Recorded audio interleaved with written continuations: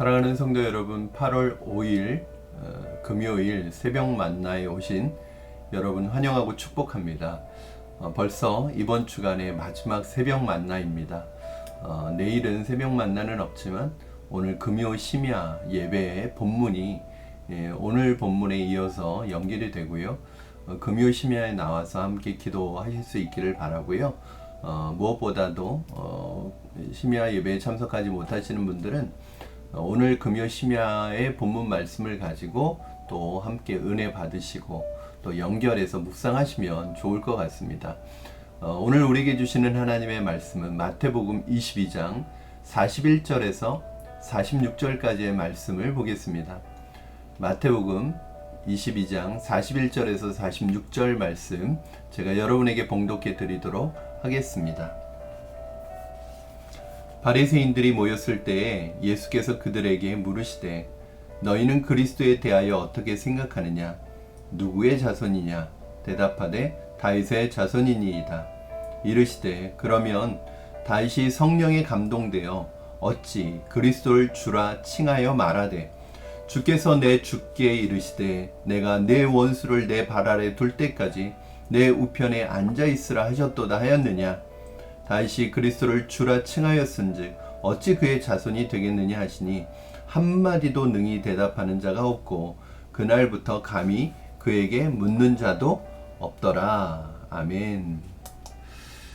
사랑하는 성도 여러분, 사람이라는 존재는 철저하게 자기 중심적인 사고를 가지고 있습니다. 그렇죠. 여러분도 이해하시죠?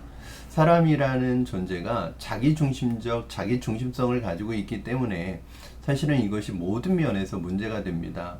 왜냐하면 사람과의 관계에 있어서도 이 자기 중심성이 사실은 갈등을 일으키는 요인이 되기도 하죠.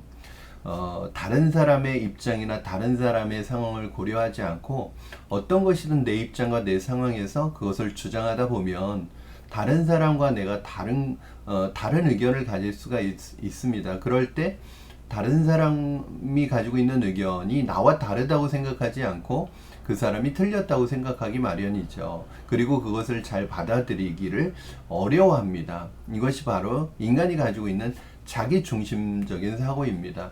성경에서 말하는 죄라고 하는 것이 바로 무엇이냐면 바로 자기 중심성입니다. 자기 사랑이죠.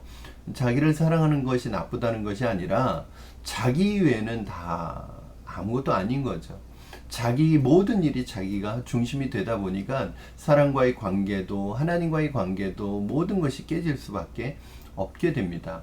더 하나는 이런 자기 중심성이 성경을 보는데도 하나님의 말씀인 성경을 보는데도 영향을 미친다는 거예요. 무슨 말이냐면 하나님의 말씀을 읽을 때 내 중심적인 사고, 내 중심성을 가지고 말씀을 보기 때문에 하나님이 주신 모든 말씀의 본래 의미보다는 그 말씀이 나의 삶의 어떤 부분에 필요한지, 어떤 부분이 나에게 필요한지 그래서 취사 선택을 한다는 거죠. 그러니까 지금 내 상황에 필요한 말씀, 본래 의도보다는 지금 내 상황에 필요한 말씀, 나 중심성을 내려놓고 하나님의 말씀이 원래 의도하는 바를 보려고 해야 되는데 많은 사람들이 하나님의 말씀을 보면서도 내가 중심이 되어서 하나님의 말씀을 보려고 한다는 거예요. 그러니까 하나님의 말씀조차도 나를 돕기 위한 내게 필요한 하나의 도구로 여겨질 수 있다는 것이죠. 이런 것이 신앙생활에도 많이 영향을 끼치게 됩니다. 그러다 보니까 신앙생활에도 나 중심적인 그런 사고와 틀이 나타나게 되죠.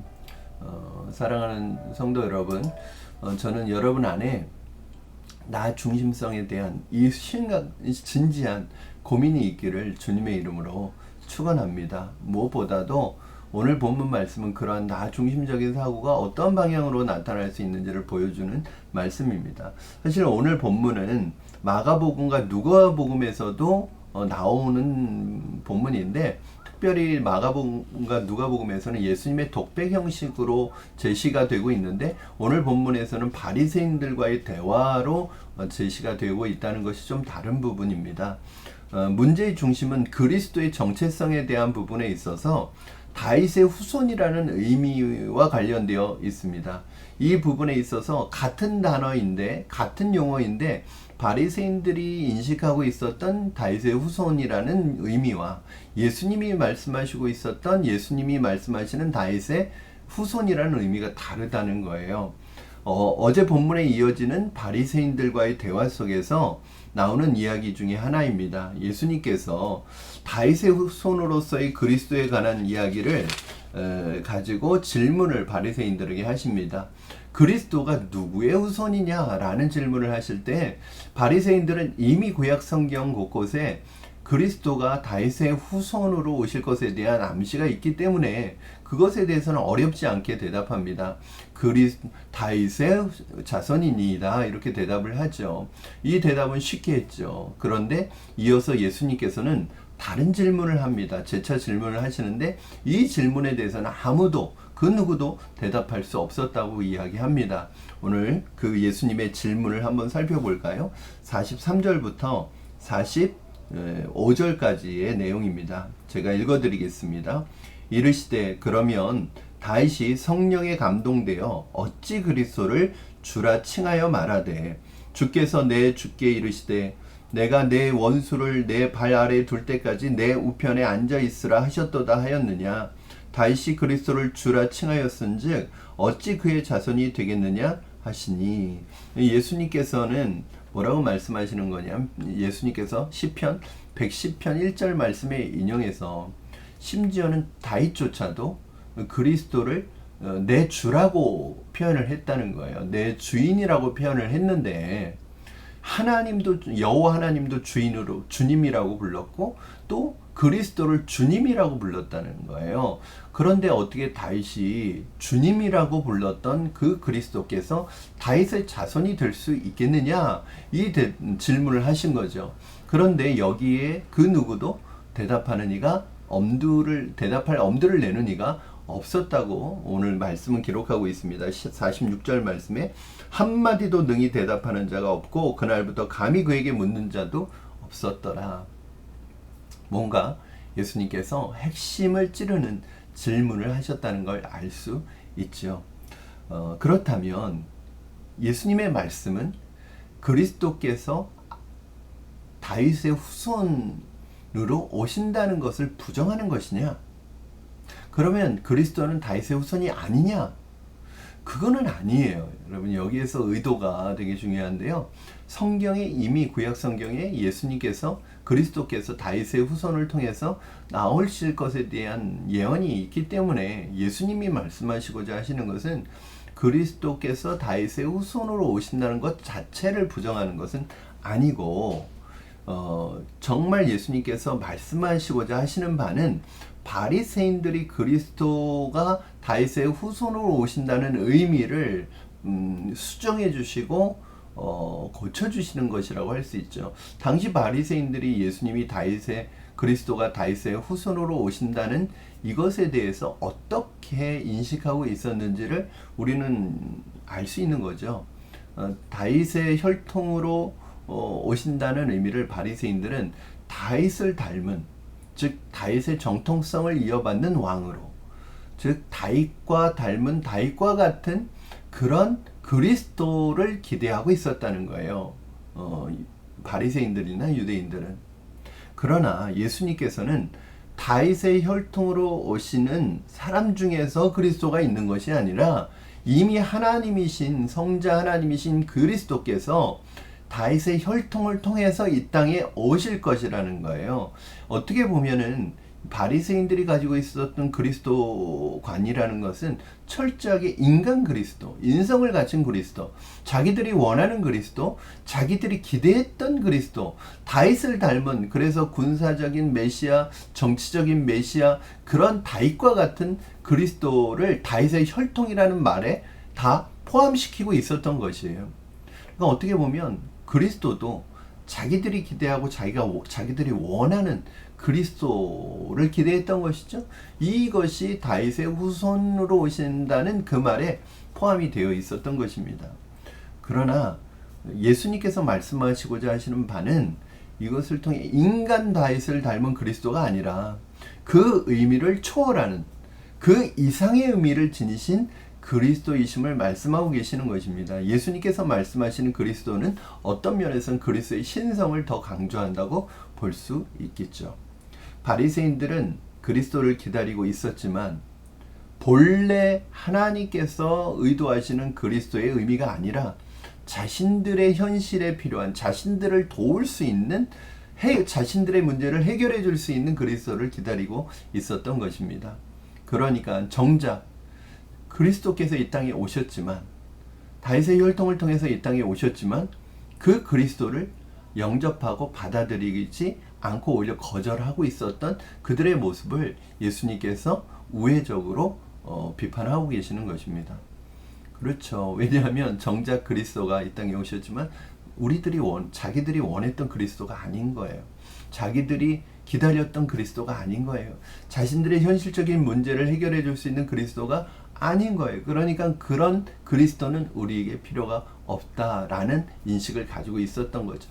예수님을 그리스도로 받아들이기 어려웠던 것이죠. 왜냐하면 예수님께서는 자신들의 현실적인 문제를 해결해 주시러 오신 분이 아니시기 때문에 그렇습니다. 사랑하는 성도 여러분, 저는 우리도 그리스도를 믿는다는 것이 무슨 의미일까? 내 중심성을 바꾸지 않은 채, 내 중심성을 버리지 않은 채 그리스도를 내 마음대로, 내가 원하는 대로, 내 입맛대로 믿는다면 우리가 바리새인들과 다른 것이 무엇일까? 그렇죠? 내가 예수님을 믿는다고 하지만, 내가 예수님을 구주로 고백한다고 하지만 내 삶 속에서 그 예수님을 내 현실적인 필요를 채우고 내 현실적인 어려움을 도와주는 그리스도로만 생각하고 있지는 않은가? 만약에 그 문제가 해결되지 않는다면 예수님을 버리고 예수님을 떠나고 예수님에 대한 믿음을 포기하는 사람들이 이 땅에 얼마나 많습니까? 그것은 시험 들었다는 표현으로 내가 사업이 안 된다, 내가 뭐가 안 된다, 내가 대학에 들어가는 게 실패했다, 내가 원하는 목표가 실패했다, 그러면 그 현실적인 문제가 해결되지 않았다고 해서 예수님이 되지 않고 하나님의 존재를 부정하는 이러한 방식은 철저하게 내 중심성 사고에서 나오는 것이지 않겠습니까? 사랑하는 여러분, 오늘 예수 그리스도께서는 우리 영혼의 주인이 되십니다. 우리 영혼의 문제, 그분은 이 땅에서 우리 현실적인 문제가 아니라 영원한 문제, 우리 영혼의 문제를 해결하기 위해서 오신 분이십니다. 물론 이 땅에서 우리의 삶도 그분께 철저히 묶여 있다는 것을 알 수 있습니다. 그러나 중요한 것은 내 중심성으로 내가 원하는 나의 삶을 이루어가는데 예수님을 이용하고 하나님을 이용해서는 안 된다는 것입니다. 오히려 이 땅에서의 삶이 의미가 있는 것은 하나님께서 예수 그리스도를 통해서 오늘 내가 이 땅에서 이루어가기를 원하는 그분의 뜻을 이루어가는 것이 사실은 이 땅에서의 우리의 시간과 우리의 삶의 중요한 목적이잖아요. 그러나 바리새인들에게는 그러한 모습이 없었고 오늘날 많은 그리스도인들에게도 이 모습이 상실되어 있습니다. 예수님을 믿어도, 하나님을 믿는다고 하면서도 철저하게 내 중심적인 사고를 버리지 못하고 여전히 하나님을, 예수님을 내 삶의 들러리쯤으로 생각하는, 도구쯤으로 생각하는 사람들이 교회와 믿는 사람들 안에 얼마나 많이 있겠습니까? 그렇다면 우리는 그것을 진실한 믿음이라고 부를 수 있을까요? 저는 우리의 신앙이 회복되기를 원합니다. 내 생각을, 내 중심성을 내려놓기를 원합니다. 그래서 하나님께서 나를 통해서 이루시고자 하시는 하나님의 나라의 꿈이 이루어지기를 원합니다. 저는 우리가 의식적으로 말로라도 계속 반복해야 된다고 생각해요. 하나님의 영광, 내가 결혼하는 것도, 내가 취직하는 것도, 내가 직장생활하는 것도, 내가 하는 모든 일들이 하나님의 뜻을 이루는 것이 되기를 원하고 하나님의 영광이 드러나는 것이 되기를 원합니다. 아무리 화려하고 대단한 일을 한다고 해도 그것이 내 중심성을 벗어나지 못한다면 그게 무슨 의미가 있겠습니까? 그러나 삶의 작은 부분에서 또는 내게 주어진 열악한 환경 속에서 일한다고 할지라도, 살아간다고 할지라도 하나님의 영광이 그것을 통해서 드러나기를 원하는 그 중심을 가지고 살아간다면 얼마나 아름답겠습니까? 제가 아는 한 형제가 카센터에서 일을 합니다. 정말 신실한 형제예요. 정말 주님의 영광을 위해 일하는 형제예요. 이 형제가 얼마나 그 마음의 중심이 신실하냐면 자기는 그 일을 통해서 하나님의 영광을 위해서 쓰임받기를 원하고 있습니다. 자, 이 형제가 하는 일, 그 일이 어떤 일이 될까요? 하나님의 일이 되고 그건 수준 낮은 일이 되는 게 아니라 고귀한 일이 되는 것입니다. 사랑하는 성도 여러분, 저는 하나님께서 저와 여러분에게 힘 주시기를 원합니다. 믿음을 주시기를 원합니다. 내 중심성을 내려놓고 내가 살아가는 내 삶의 방향과 중심이 무엇을 위해 살아가는지 다시 한번 고민해 보기를 원합니다. 우리가 원하는 그리스도가 아니라 하나님께서 나를 통해 이루시고자 하시는 그리스도의 뜻이 오늘 저와 여러분을 통해서 이루어지기를 주님의 이름으로 축원합니다. 기도하겠습니다. 살아계신 하나님 아버지, 감사합니다. 오늘 말씀을 통하여 다시 한번 주님의 은혜를 경험하게 하시니 감사합니다. 이제 바리새인들과 같은 나 중심성을 내려놓게 하시고 내가 원하는 주님, 내가 원하는 하나님, 내가 원하는 신앙이 아니라 하나님께서 나를 통해서 이루시고자 하시는 하나님 나라의 꿈과 뜻이, 그의 나라와 의가 나를 통해서 이루어지는 것을 경험하게 하여 주시옵소서. 하나님, 신앙을 나의 도구로 삼지 않게 하여 주시옵소서. 하나님께서 나를 통해서 이루시고자 하시는 것에 민감하게 반응하고 그 뜻을 이루어드리는 하나님 백성의 삶을 살아가게 하여 주시옵소서. 내 중심성을 내려놓게 하시고 내 중심성을 회개하게 하시고 이제는 주님 중심으로 살아갈 수 있도록 주님 도와 주시옵소서. 우리의 마음의 중심에 하나님 나라가 있게 하여 주시옵소서. 감사하며 예수님의 이름으로 기도하옵나이다. 아멘. 사랑하는 성도 여러분, 한 주간의 삶을 잘 마무리하시기를 바라고요. 오늘 하루도 내 중심적 사고를 내려놓고 하나님 나라 중심, 하나님 중심을 가지고 승리하는 여러분 되기를 주님의 이름으로 축원합니다. 오늘 금요 심야에서 다시 여러분 현장에서 만나기를 원합니다. 부득이하게 현장에 나오실 수 없는 분들은 또 영상으로 함께 해주시기를 바랍니다. 사랑하고 축복합니다. 우리 새벽 만나 다음 주 월요일 날 뵙도록 하겠습니다. 감사합니다.